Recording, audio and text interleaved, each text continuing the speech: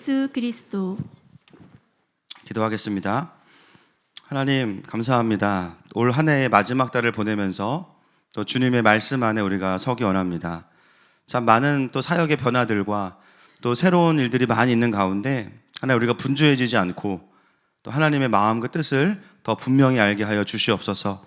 특별히 이 시간 주님의 말씀이 고파서 나온 사랑하는 하나님의 자녀들을 주님의 날개 아래 품으시고 오늘도 우리가 들어야 할 하나님의 진리의 말씀을 깨닫게 하여 주옵소서. 묶인 영들이 자유케 되어지고 눌린 자들이 자유케 되어져서 눈먼 자가 주님을 보게 하여 주옵소서. 예수님의 이름으로 기도합니다. 아멘. 예, 우리는 성탄 주간을 들어가면서 아이러니하게도 예수님의 십자가를 묵상하고 있습니다. 그래서 성탄에 이제 예수님의 십자가가 마무리가 됩니다. 이 또한 이제 하나님께서 또 이 특별한 시간을 보내는 가운데 주시는 메시지인 것 같습니다. 예, 우리가 지난주에 이제 나누었지만 빌라도는 어떻게든 예수님을 풀어주려고 합니다. 그래서 3번의 시도를 하게 되죠.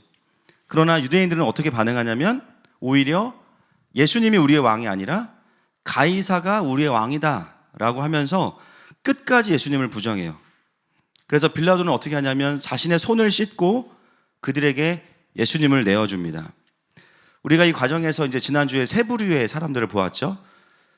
하나님의 백성이라고 불리지만 하나님을 거절하는 유대인들, 그리고 이방인의 왕이지만 예수님을 왕으로 인정해가는 빌라도, 그리고 가장 적은 분량이지만 가장 큰 은혜를 받은 사람 누구죠?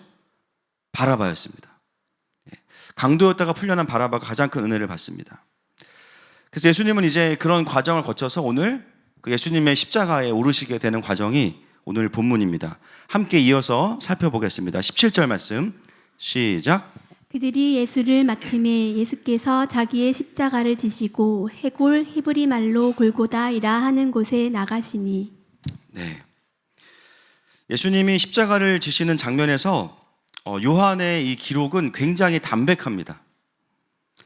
우리가 이제 복음서를 보기 때문에 다른 복음서들과도 비교해 볼 필요가 있는데요. 이 예수님이 특별히 십자가를 지시는 이 장면은 매우 심플해요. 화려한 묘사들이 없고 다른 이야기들이 없어요. 특히나 이 장면에서 다른 복음서들은 사실은 누가 등장하냐면, 여러분 예수님의 십자가를 그 골고다 언덕까지 잠깐 대신 지어준 사람이 누구죠?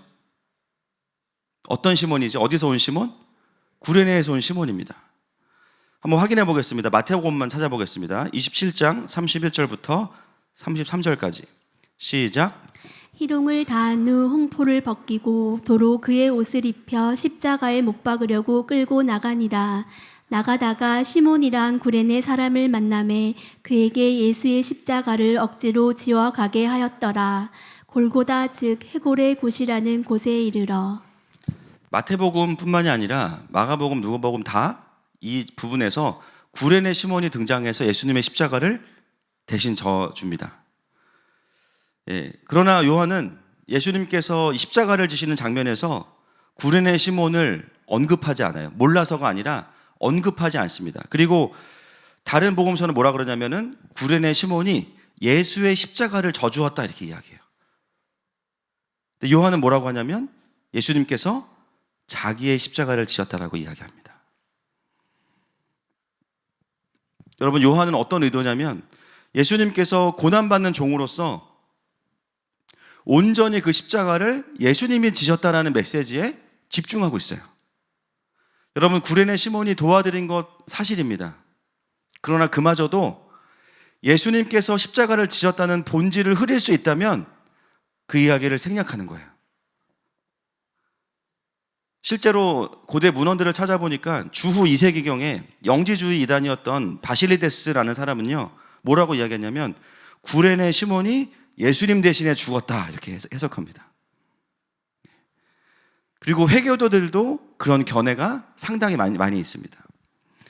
물론 요한이 그런 것을 알고 이야기했는지는 모르겠지만 자신이 복음서를 쓸 때에는 예수님이 십자가에 지시는 장면에서 아무리 도움이 되고 축복을 받았지만 구레네 시몬마저도 기록하지 않는 거예요. 왜냐하면 우리를 구원한 십자가는 예수님의 십자가이기 때문입니다. 구레네 시몬의 십자가가 아니에요. 예수님의 십자가가 우리를 구원했어요. 그래서 요한은 이것을 기록하면서 철저하게 예수님의 구속사 중심으로 이 부분을 기록하고 있는 거예요. 여러분, 구원받은 우리의 삶도 어떻게 기록되는 게 하나님 나라의 원리와 일치할까요? 내가 얼마나 그동안 잘했는가? 내가 얼마나 소위 말하면 가오 있게 살았는가? 그것이 아니라 구원받은 하나님의 백성들이 자신의 삶을 돌아보는 것에 있어서 가장 중심에는 누가 계셔야 됩니까? 예수 그리스도가 계셔야 됩니다. 우리의 삶도 예수님을 중심으로 기록되고 기억되어야 돼요. 돌아보면 내가 뭔가 많이 했지만 소망 없는 죄인인 나를 예수님이 구원하셨고 내 삶 가운데 얼마나 놀라운 일을 행하셨는가를 그 관점으로 돌아봐야 돼요. 그것이 바로 구속사적으로 성경을 바라보는 것이고 구속사적으로 내 삶을 돌아보는 관점인 것이죠. 저희가 이제 속사람 학교를 3주 전부터 하고 있습니다. 저희 속사람 저희 그룹에는 비교적 이제 연세가 있는 남성분들이 멤버신데요. 다 나눌 수는 없습니다. 네. 보완이 필요해서. 그렇지만 이 남성분들과 같이 목장을 하면서 삶을 들어보면 정말 대단한 삶들을 사셨어요. 정말 하느님께서 만난 게 다행이고 밖에서 안 뵌 게 다행이다. 제가 제일 평범해요. 제가 제일 평범하고 정말 주님 살아계시구나. 할렐루야. 예, 정말 제가 다 표현을 못합니다. 하여튼 그러나 지나온 삶이 얼마나 많으셨겠어요. 그 삶을 쫙 나누시는데 진짜 은혜가 되는 건 뭐냐면요, 무용담이 아닙니다. 그 삶을 쭉 나누시고 마지막에 하시는 고백들이에요. 목사님, 그렇지만 저는 다시 예전으로 돌아가고 싶지 않습니다.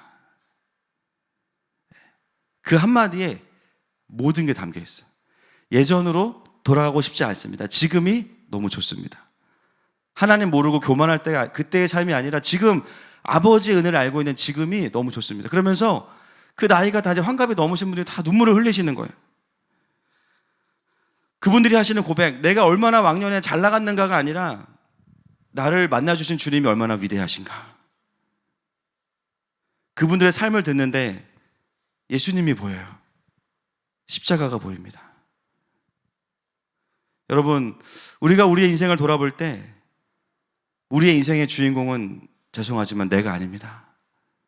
그런 나를 구원하신 예수 그리스도이십니다. 물론 구레네 시몬이 수고하고 애쓰고 예수님의 십자가에 동참해서 축복도 받았어요. 그러나 십자가의 주인공은 예수님이셔야 됩니다. 그래서 우리가 때로 신앙생활하면서 나의 이야기들, 나의 수고와 공로들도 그분의 십자가에 뒤로 감출 수 있어야 됩니다. 할렐루야.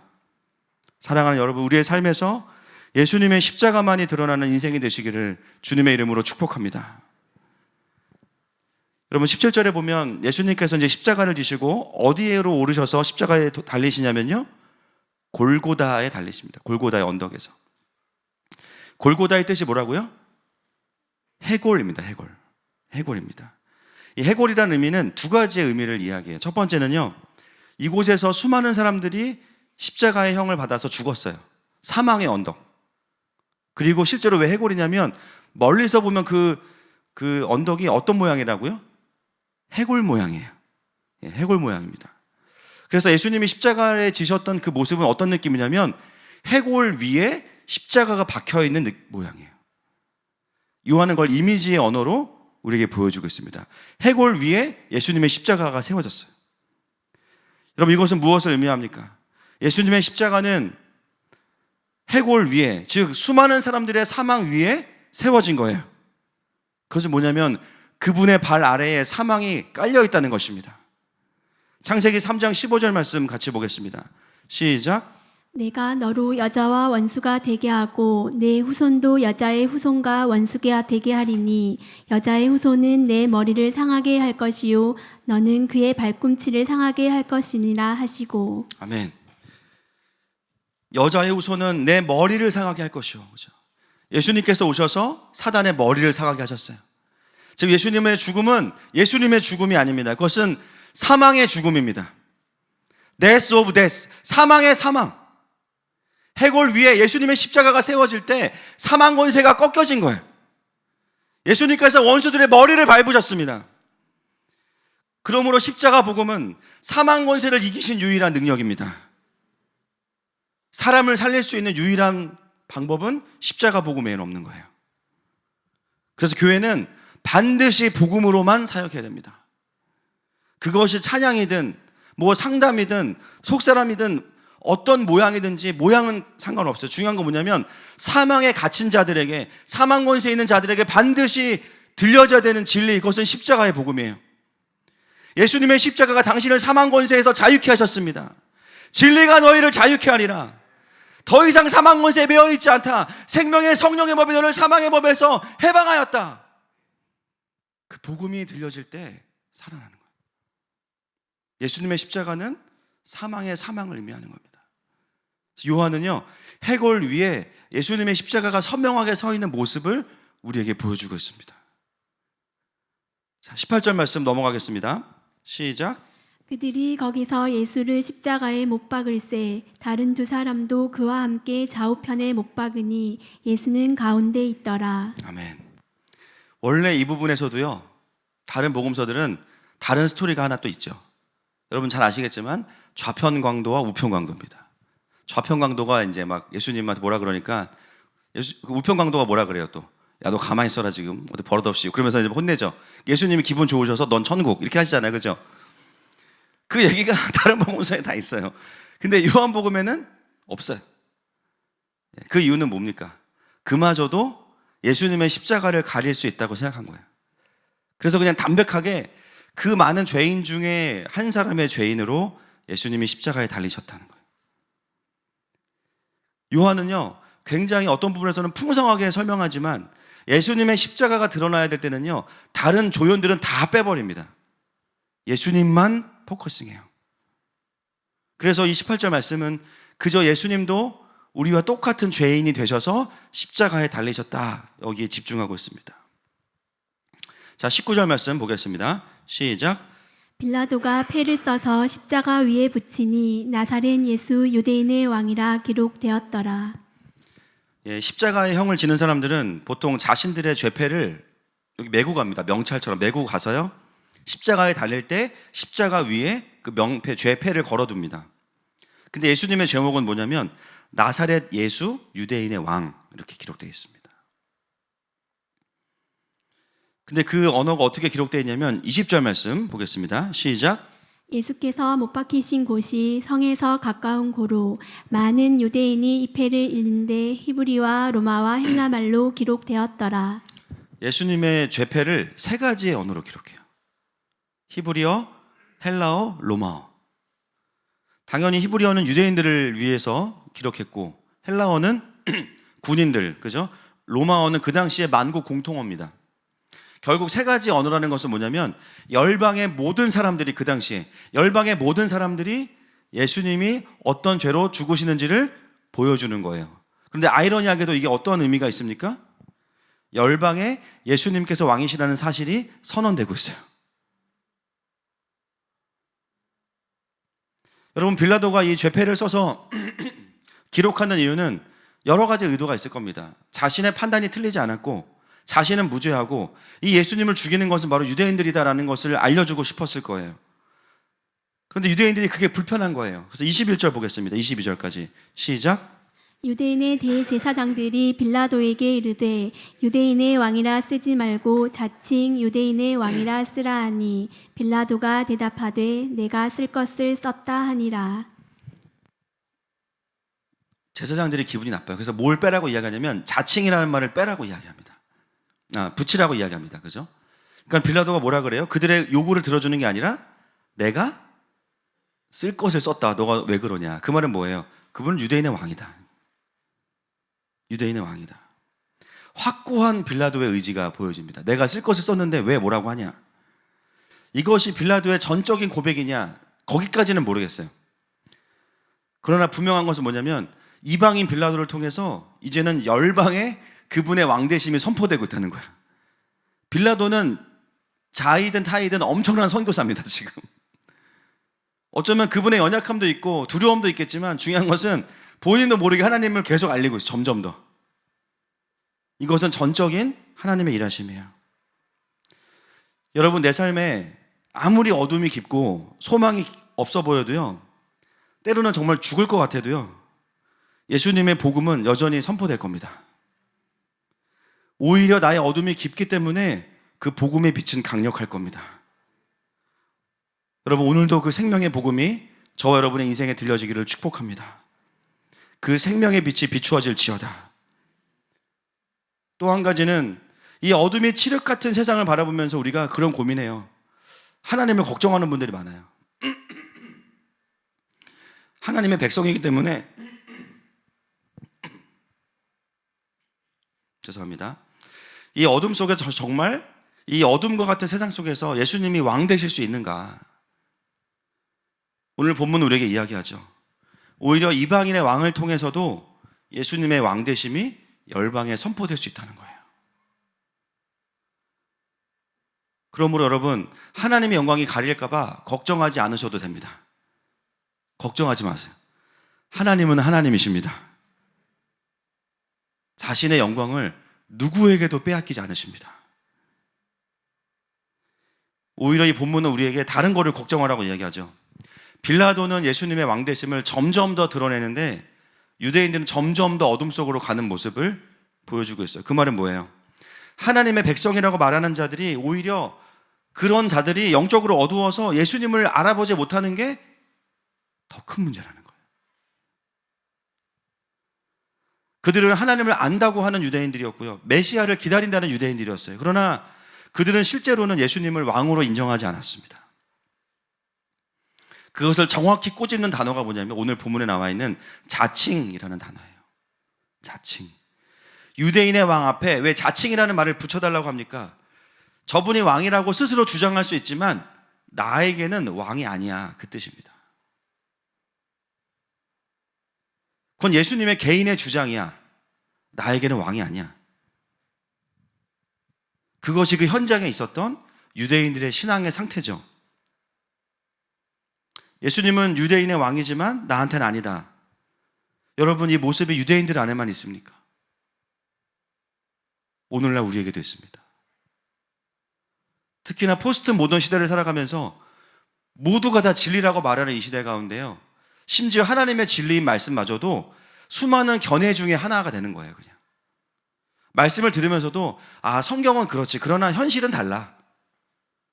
그래, 주님 말씀은 그렇지, 그러나 내 생각은 틀려. 포스트 모던이 어디에 권위를 줬어요? 나의 견해에 진리라는 권위를 부여해버렸어요. 예수님과 내가 대등합니다. 다를 수도 있어요, 막 심지어. 여러분, 이게 어떤 신앙이에요? 자칭 유대인의 왕입니다. 예수님을 향해서. 성경에서 하는 말이 틀린 말은 아니지만 나에게는 진리가 아닙니다 라고 말하는 거예요. 예수님이 왕이에요. 좋아요. 그러나 나에게는 왕이 아니에요. 성경이 나의 삶의 기준은 아닌 거예요. 여러분, 이게 뭐예요? 예수님을 나의 왕이 아니라 자칭 왕으로 만들어 놓고 사는 신앙이죠. 하나님의 마음보다 내 마음이 더 중요해. 그래서 뭔가 맞는 말들을 진짜 많이 하는 것 같은데 잘 들어보면 성경과 계속 충돌해.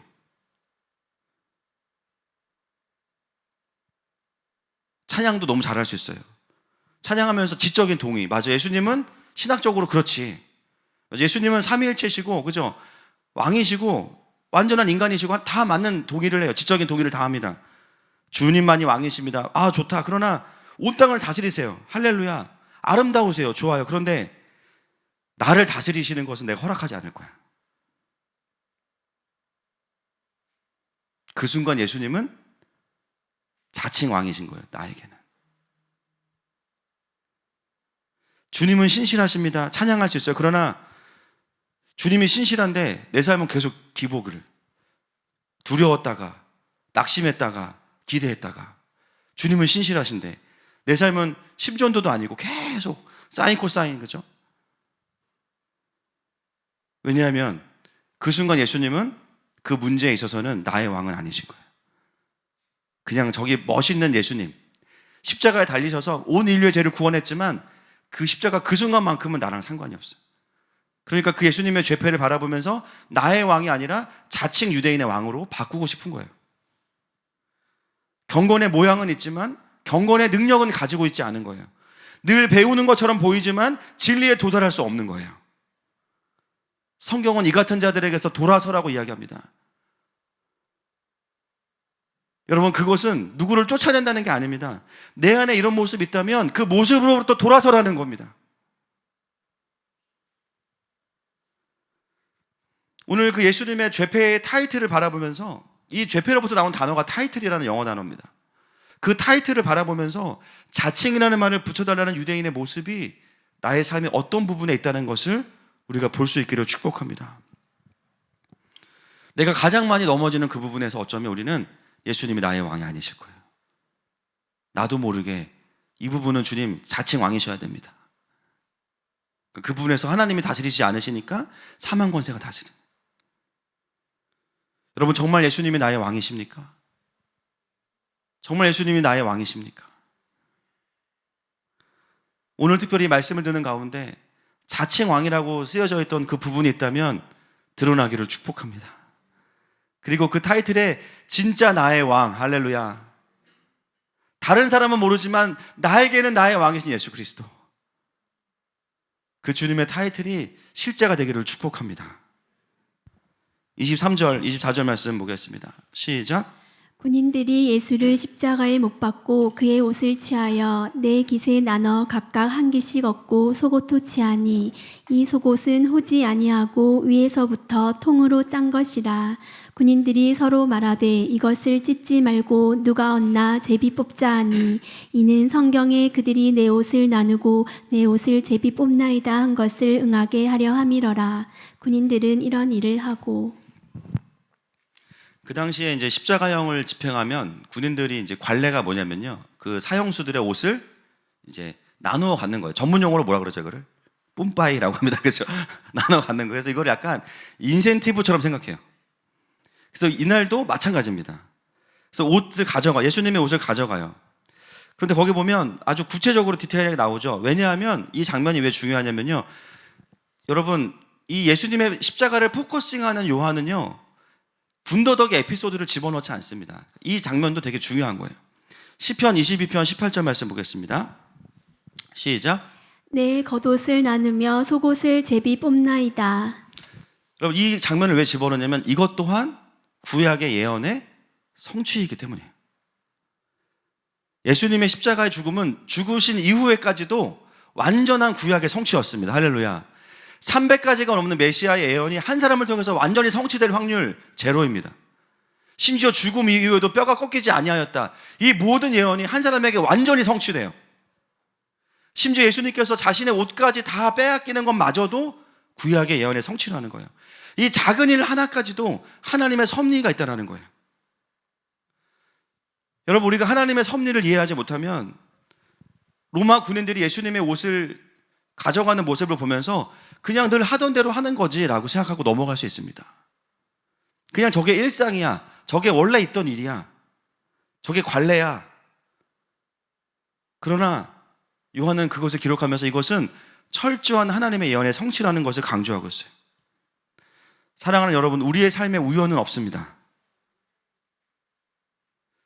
죄로 인한 상함과 죄로 인한 열매들이 있고요. 또 한 가지는 뭐냐면 복음으로 인한 회복이 있을 뿐이에요. 그리고 죄와 은혜가 엉켜있는 우리의 삶 가운데 궁극적인 그림은 뭐냐면 나를 향하신 하나님의 언약의 성취입니다. 할렐루야. 하나님의 계획의 성취가 있어요. 우리의 삶은 그런 의미에서 본다면 우연이라는 것은 없어요. 여러분, 오늘 이 겉옷과 속옷을 빼앗기는 일은 예수님의 입장에서 보면 엄청나게 수치스러운 일입니다. 아니, 어떻게 하나님의 아들인데, 하나님이신데 피조물들 앞에서 옷을 다 발가벗겨질 수가 있어요. 하나님이 선하시다면서요. 그러면 이런 일은 안 일어나야겠죠. 그런데 그런 일이 일어났어요. 십자가의 형벌도 고통인데 모든 사람들 앞에서 온몸이 다 드러나는 수치스러운 일. 이것을 우리가 어떻게 해석할 수 있겠습니까? 하나님께서 일부러 예수님의 옷을 벗기신 거냐? 그게 아니죠. 옷이 벗겨진 것은 로마 군인들의 탐욕 때문입니다. 그러나 하나님의 길은 더 높은 차원에서 그것마저도 하나님의 언약이 성취된다는 거예요. 여기서 이제 우리가 속사람이 왜곡되어 있거나 혼이 왜곡되면 어떻게 돼요? 하나님 어떻게 이럴 수 있습니까? 예수님 마지막 가시는 길 보호해 주셔야지. 이렇게 수치스럽게 하시면 되겠어요? 하나님 멱살 잡고, 하나님 내가 안 그랬다. 로마 군인들이 그런 거야. 그러나 그것마저도 나의 언약의 성취야. 이게 우리가 다 이해할 수 없는 하나님의 완전한 주권이에요. 여러분, 우리의 인생은 예수님처럼 구원자의 삶은 아닙니다. 그러나 구원을 적용하는 자들의 삶이에요. 할렐루야. 하나님의 나라를 확장해가고 하나님의 구원을 이루어가는데 쓰임받는 자들이 저와 여러분입니다. 여러분, 그렇다면 우리의 인생도 우연이 없는 거예요. 우리의 삶을 들여다보면 어떤 일들은 원래 있었던 일들이 반복되는 것 같아요. 그 일이 또 일어나는 것 같아요. 그러나 우리가 고백해야 되는 것이 있습니다. 우리의 삶의 작은 부분까지도 하나님의 섭리가 있습니다. 하나님의 인도하심이 있습니다. 우리가 이것을 놓치게 되면 그런 질문들을 또 하기 시작하는 거예요. 내가 하나님의 백성이고 착하게 살고 있는데 왜 일어나지 말아야 될 일들이 내 인생에 일어납니까? 문제가 터질 때마다 항상 이 질문을 거쳐가게 돼요. 마치 예수님이신데 왜 옷이 벗겨져야 됩니까? 어떻게 수치를 당하게 하실 수 있습니까? 여러분, 영적으로 깨어있다는 것은 어떤 것을 의미할까요? 또 신령한 은사도 중요하지만 영적으로 깨어있다는 것은 뭐냐면 어떤 문제를 당할 때 하나님의 뜻을 발견할 수 있는 겁니다. 할렐루야. 하나님의 뜻을 발견하는 자들이 영적인 분별력이 있는 거예요. 분명히 우리의 삶의 고통의 문제, 수치의 문제, 사망 권세로부터 오는, 죄로부터 오는 많은 열매들이 가득한데 거기서 우리가 어떻게 하나님의 뜻을 발견해요? 그 모든 죄와 어둠의 열매들을 다시 하나님은 나를 회복시키시고 구원하시는 방향으로 사용하신다는 거예요. 나의 죄가 아무리 강력해도 하나님의 주권을 이길 수 없습니다. 십자가의 복음을 넘어설 수 없습니다. 우리가 믿는 것은 그거예요. 내가 잘할 거야가 아닙니다. 내가 마음을 먹어서 이게 아니에요. 나를 끌어가시는 하나님, 나를 견인해 가시는 하나님의 강력한 주권을 믿는 겁니다. 그래서 우리의 고백은 확신에 찬 고백이 아니라 민망한 고백, 겸손한 고백, 자신 없지만 하나님을 확신하는 고백인 거예요. 여러분, 결국 저와 여러분을 향한 하나님의 뜻은 성취될 겁니다. 그 관점에서 다시 우리의 오늘을 평가하고 돌아봐야 되는 거예요. 그 관점에서 다시 내 삶 가운데 일어나는 지금의 어려움과 고난들을 통해서 하나님은 나에게 어떤 부분들을 만지고 계시고 어떤 부분들을 회복시키시고 계시는가, 그것들을 파악할 수 있어야겠죠. 그것이 우리에게 정리되어진다면 우리의 신앙은 어떻게 바뀌겠어요? 삶의 고통과 슬픔의 한복판에서, 이해할 수 없는 사건의 한복판에서도 하나님을 경배할 수 있습니다. 그분의 신실하심을 여전히 고백할 수 있습니다. 하나님의 섭리와 계획을 믿기 때문이에요. 어제 제가 어디에 갔다가 나란 일을 하시는 분을 한번 만났는데 짧은 시간이지만 그분의 간증을 들었습니다. 다시 이제 나란 일을 복귀하신 지 얼마 안 되셨는데 이전에도 이제 아주 높은 어떤 영향력 있는 일들을 하시다가 하나님이 이분을 낮추셨어요. 그래서 참 쉽지 않은 삶을 사셨어요. 막 정말 많은 것들을 결정할 수 있는 분이었는데 이제 완전히 바닥의 삶을 사셨어요. 그래서 시간이 지나고 나서 다시 하나님께서 또 그 위치로 이제 회복시켜 주셨어요. 그 힘든 시간 동안에 너무 힘들어서 우울증도 오고, 돈 걱정 안 하고 살았는데 길에서 파는 닭꼬치 하나를 먹어야 될지 말아야 될지를 고민할 정도로 참 쉽지 않은 시간들을 보내셨다가 다시 하나님 회복시켜 주셨어요. 그분의 신앙의 여정을 들어보니까 초반에는 이분이 굉장히 기가 세신 분인가. 그래서 초반에 이런 분들은 이제 하나님이 엄청 많이 이제 꺾으시고 깎으시잖아요. 이분을 중보하는 분들도 막 밤새도록 사단한테 터져가지고 얼굴이 막 부을 정도로 기가 세신 분이었어요.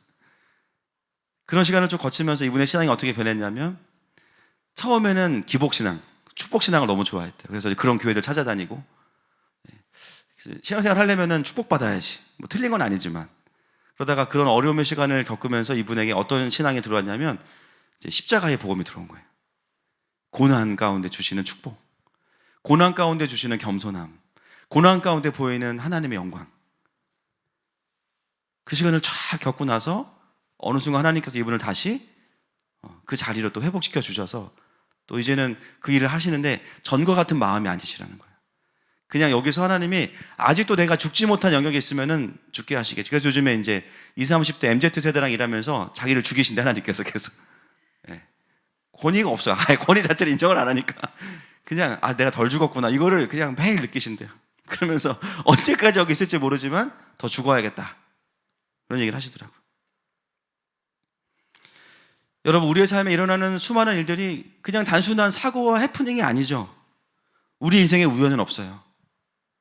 때로는 내가 원하지 않는 일들이 일어나고 사망 권세가 이기는 것 같고 상황이 어려워져도 궁극적인 우리의 고백은 뭐냐면 나를 향하신 주님의 계획은 이루어진다는 겁니다. 여러분, 하나님이 하나님의 영광을 누구에게도 빼앗기지 않으신다는 것은 뭐냐면 나를 통해서 받으셔야 될 그 영광도 빼앗기지 않으신다는 거예요. 그것이 우리에게 위로고 그것이 우리에게 힘이에요. 옆 사람에게 선포합시다. 당신을 향한 주님의 계획은 이루어집니다. 시작.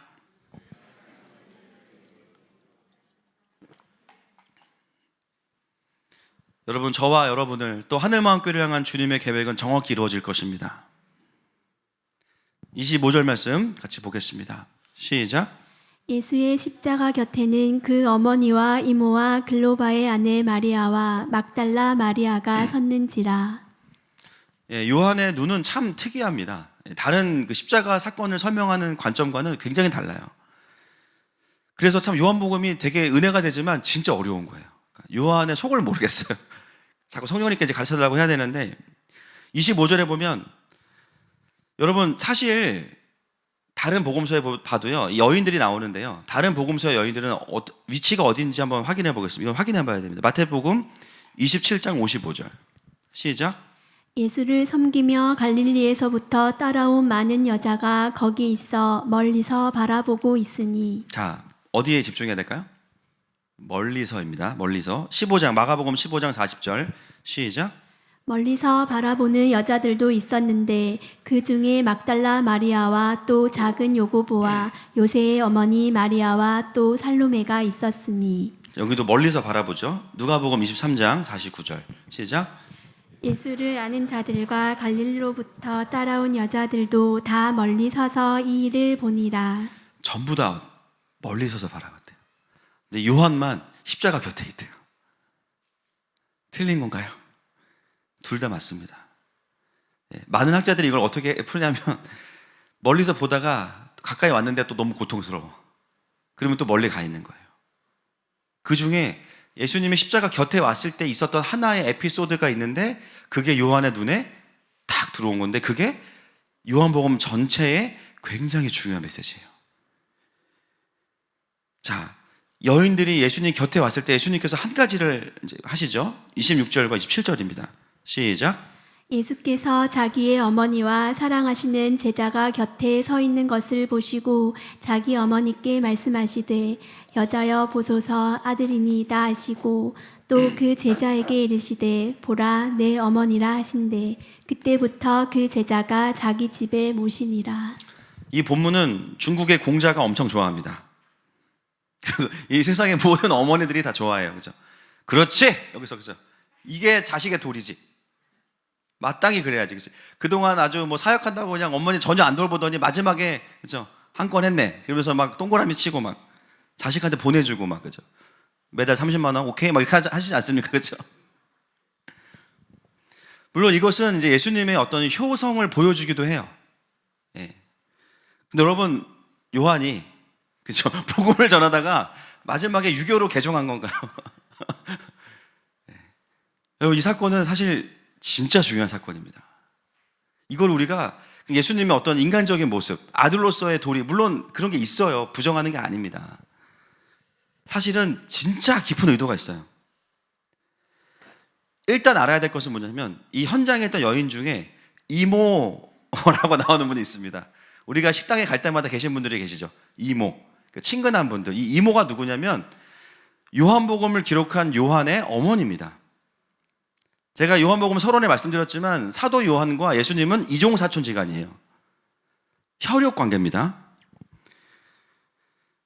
다른 복음서는 예수님에서의 가상칠언이나 막 이런 엄청난 것들에 집중하는데 왜 요한은 예수님께서 자신의 육신의 어머니인 마리아를 이종사촌인 요한에게, 죄송합니다, 표현이 그렇지만, 양도하는 이 사건을 기록하고 있는가?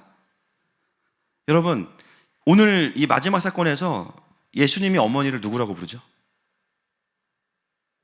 여자여라고 불러요.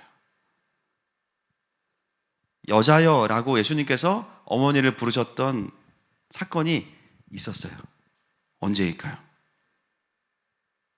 그렇죠. 가나의 혼인잔치. 요한복음 2장으로 가겠습니다. 2장 2절부터 4절까지 시작.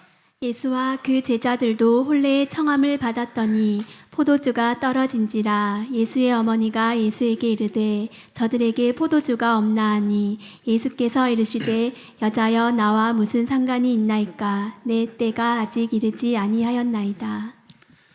예수님의 첫 공생의 시작을 요한은 가나의 혼인잔치에 둡니다. 이때 예수님께서 어머니를 뭐라고 부르냐면 여자여라고 불러요. 귀나이, 여자여라고 부릅니다. 이 표현은 예수님이 버릇이 없으셔서가 아니라 객관화시키는 거죠. 왜요? 공생애를 시작하는 예수님은 이제는 육신의 어머니 마리아의 아들일 뿐만 아니라 완전한 하나님이신 누구의 아들로 사역하시는 거예요? 하나님의 아들로 사역하시는 거예요. 그러니까 여자여라는 호칭을 예수님이 쓰신 이유는 뭐냐면 이제부터 나의 사역의 시작은 단순히 육신의 어머니의 아들로서만이 아니라 이 세상을 구원하는 하나님의 아들로서의 사역의 시작, 육신의 아들과 하나님의 아들의 어떻게 보면 경계선, 완전히 연합되어 계시지만 그 경계선을 이야기하는 단어가 여자여입니다. 그렇게 시작된 예수님의 공생애가요, 예수님의 사역의 마지막인 십자가 위에서 다시 한번 육신의 어머니인 마리아를 향해서 여자여라고 부르면서 마무리가 되는 거예요. 요한은 이 여자여로 시작된 사역이 여자여로 마무리되는 것을 마치 괄호를 열고 닫는 것과 같이 표현해 놓은 겁니다. 자, 그것은 무엇을 의미하냐면 이제 육신의 어머니 마리아의 아들로서의 모든 부르심은 여기까지가 끝인 거예요. 완전한 사람으로서 충분하게 보여주셨어요. 그래서 그 아들의 자리를 누구에게 양도하냐면 혈육이었던 이종사촌인 요한에게 양도하고 있습니다. 이제 나는 육신의 어머니 마리아의 아들로서의 시즌은 끝났어. 그리고 이제는 완전한 하나님의 아들로서 구원을 완성하고 있어.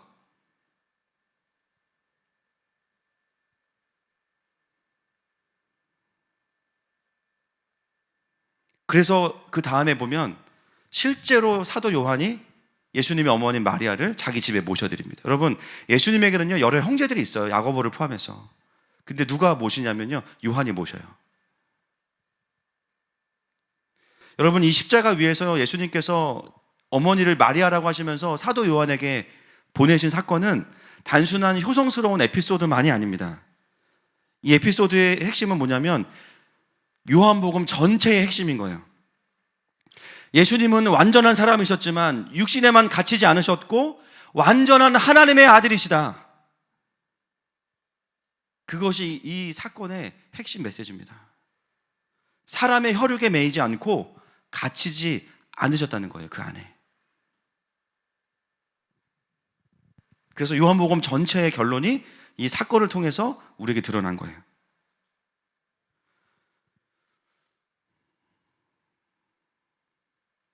여러분, 우리도 하나님의 자녀입니다.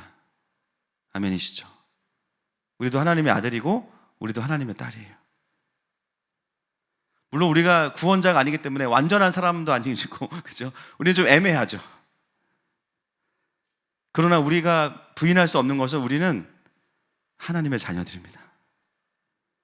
하나님이 너무나 사랑하신 하나님의 아들이고 하나님의 딸입니다.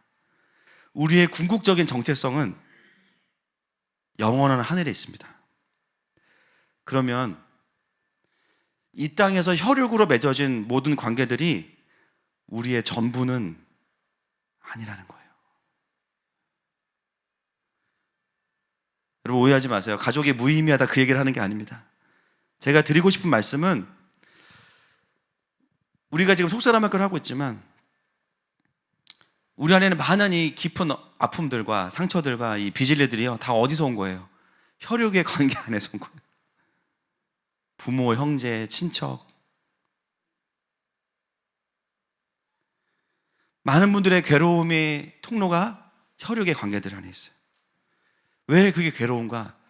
그 존재로부터 오는 메시지로 나의 존재를 해석하려고 하니까 거절이 오거나 분노가 오거나 정죄가 오거나 판단이 오면 너무 힘든 거예요. 그게 나의 존재인 것 같으니까.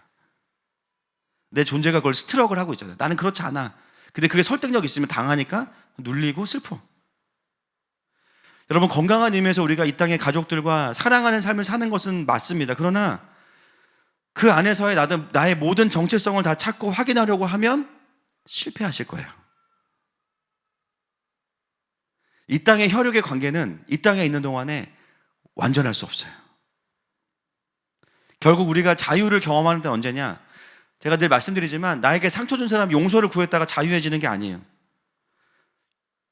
오히려 그것이 회복되는데 시간도 필요해요. 언제 그게 회복돼요? 내 안에 하나님의 자녀됨이 강력해질 때입니다. 나의 우선적인 정체성, 나의 주된 정체성이 세상이 나를 향해서 뭐라고 하든지 간에 내가 여전히 하나님 앞에 존귀한 하나님의 백성이구나. 나를 위해 예수님이 죽으셨구나. 나를 향한 그분의 사랑의 대가는 생명이었구나.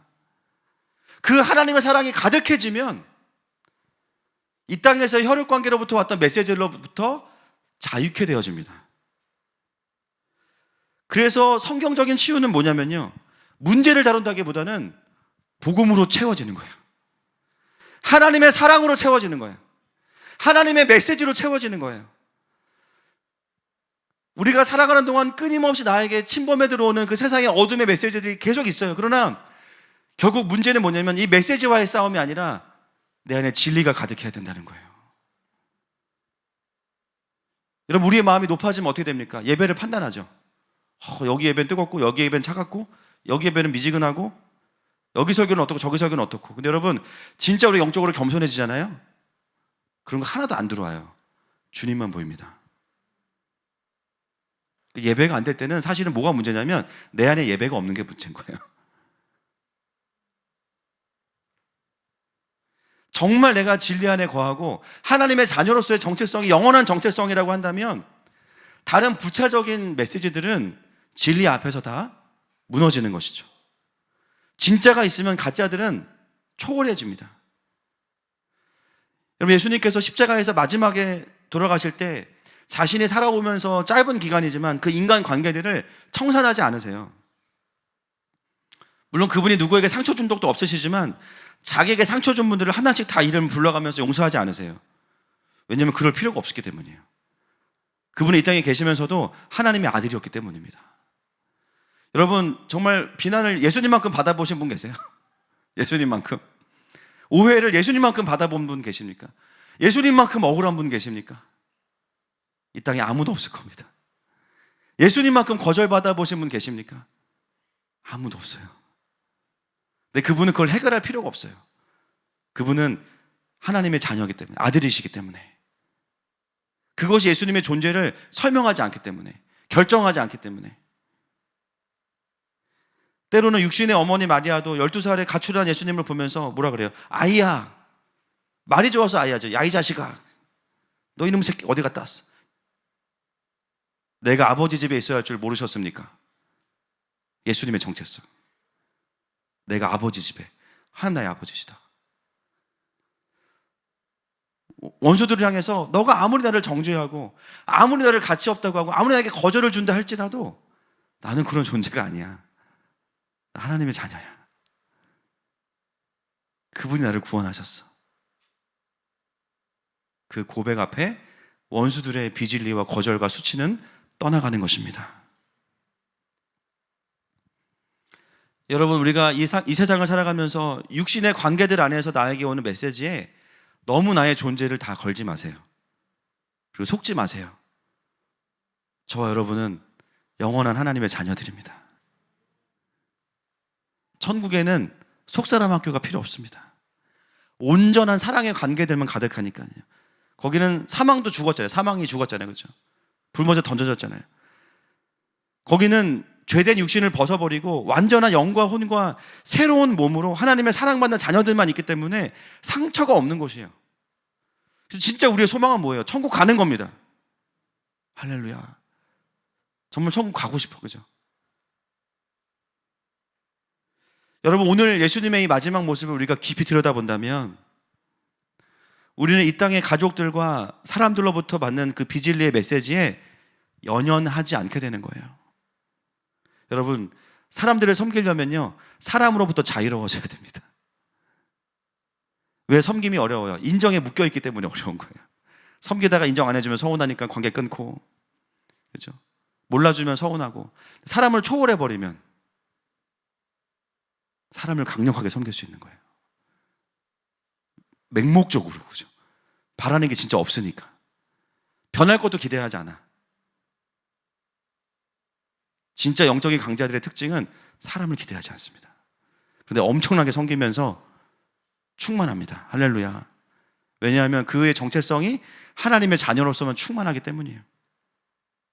여러분, 오늘 예배 가운데 하나님의 자녀로서의 영광과 풍성함이 더 강력하게 회복되기를 축복합니다. 또 이 땅의 혈육 안에 갇혀있던 모든 묶임들이 풀어질지어다. 여러분, 모든 관계를 향해서 선포하세요. 여자여 라고 선포하십시오. 남편에게 남자여, 그렇죠? 자식에게 남자여, 여자여 객관화 시키세요. 너의 성공과 실패가 나의 어떠함과 상관이 없다. 네가 좋은 대학에 못 가도 그거는 너의 일이다.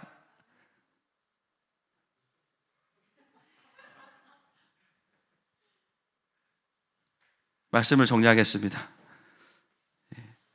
오늘 우리는 예수님의 그 십자가를 지시는 그 마지막 장면에 가까이 왔는데, 성탄절이 마지막 장면이에요. 성탄절이 마지막.